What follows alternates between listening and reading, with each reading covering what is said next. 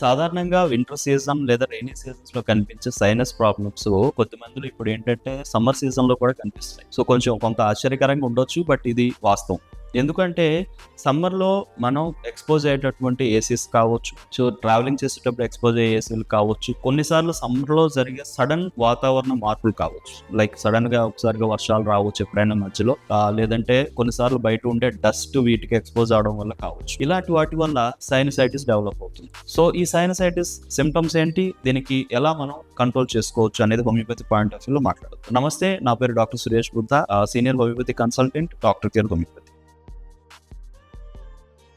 So sinus problem, sinusitis, ఇందులో acute condition ఉంటుంది, అలానే క్రానిక్ కండిషన్ ఉంటుంది. సైనసెస్ లో మనకి ముక్కు ఇరువైపులా, కంటి ఇరువైపు ఈ భాగాల్లో, అలాగే నుదురు భాగాల్లో ఇటువైపు ఇటువైపు ఒక్కొక్కటి, అటువైపు ఒకటి మొత్తం ఉంటాయి. సో వీటిలో ఇన్ఫెక్ట్ అవడం వల్ల వచ్చేటటువంటి కండిషన్ నే మనం సైనసైటిస్ అంటాం. దీనివల్ల ఏమవుతుంది, ఈ ఇన్ఫెక్షన్ వల్ల మనకి ఐదర్ అది వైరల్ ఇన్ఫెక్షన్ కావచ్చు, బ్యాక్టీరియల్ ఇన్ఫెక్షన్ కావచ్చు, ఫంగల్ ఇన్ఫెక్షన్ కావచ్చు, వేటి వల్ల అయినా కూడా ఈ సైనసెస్ అనేవి ఇన్ఫ్లేమ్ అయిపోతాయి. ఇన్ఫ్లేమ్ అవడం వల్ల ఉబ్బిపోతాయి. ఉబ్బినప్పుడు చాలా సివియర్ గా మనకి పెయిన్ అనేది వస్తుంది. సో కొంతమంది ఏంటంటే హెడేక్ చెప్తారు. సో తలంతా భారంగా ఉంటుందండి, మొత్తం అంతా ముక్కు బ్లాక్ అయిపోతుంది, తలనొప్పి విపరీతంగా వస్తుంది, హెవీగా ఫీలింగ్ వస్తుంది, డ్రౌజీగా అనిపిస్తుంది. సో గొంతులో కూడా కొన్నిసార్లు ఇబ్బంది వస్తుంది, తుమ్ములు వచ్చేస్తున్నాయి. సో ఈ సిమ్టమ్స్ అన్ని చెప్పడం జరుగుతుంది. ఇది అక్యూట్ కండిషన్ లో చాలా సివియర్ గా కనిపిస్తుంది. అది కొద్ది రోజుల్లోనే మళ్ళీ నయం అయిపోవడం జరుగుతుంది. బట్ వన్స్ క్రానిక్ అయిందంటే కనుక దీర్ఘకాలికంగా ఇబ్బంది పెడుతుంది. సో రిపీట్ అవడం జరుగుతూ ఉంటుంది సఫరింగ్ అనేది. సో ఇలాంటి సిమ్టమ్స్ అనేవి ఎవరికైతే రిపీటెడ్ గా వస్తున్నాయి వాళ్ళ క్రానిక్ సైనసైటిస్. అందులో ఏ సైనసెస్ ఇన్వాల్వ్ అయ్యాయి, మనం యూజువల్ గా ఏంటంటే ఒక పిఎన్ఎస్ ఎక్స్రే తీసి చూడొచ్చు, లేదా నాజల్ ఎండోస్కోపీ చేసి చూడొచ్చు, ఇలాంటివన్నీ ఉంటాయి. సో వాటి రిలేటెడ్ గా మనం అన్ని అబ్జర్వ్ చేసి చాలా క్లియర్ గా చెప్పడం జరుగుతుంది.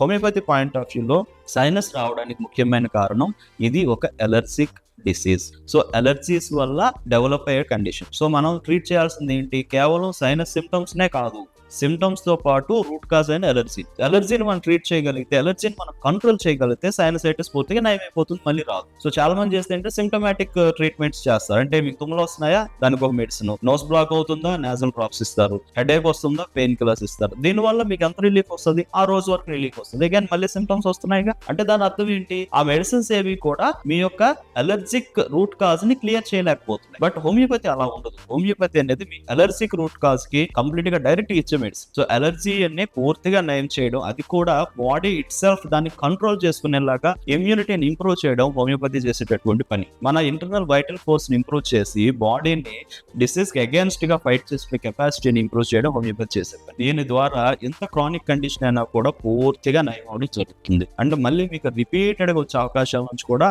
మనం పూర్తిగా బయటపడతాం. So sinusitis problem either acute or chronic sinusitis కూడాను హోమియోపతి ద్వారా ఎటువంటి ఆపరేషన్స్ అవసరం లేకుండా, ఎటువంటి నాజల్ డ్రాప్స్ కానీ, నాజల్ స్ప్రేస్ కానీ, యాంటీబయాటిక్స్ కానీ అలాంటివి ఏమి వాడాల్సిన అవసరం లేకుండా హోమియోపతి ద్వారా పూర్తిగా నయం చేసుకునే ఆప్షన్ ఉంది. సో ఈ సైనస్ ప్రాబ్లమ్స్ తో బాధపడుతున్నటువంటి వాళ్ళు ఎవరైనా కూడా కింద స్క్రోల్ అవుతున్న నెంబర్ కాల్ చేసి డాక్టర్ కేర్ హోమియోపతి క్లినిక్స్ లో డాక్టర్ గారిని కన్సల్ట్ అవ్వాలి.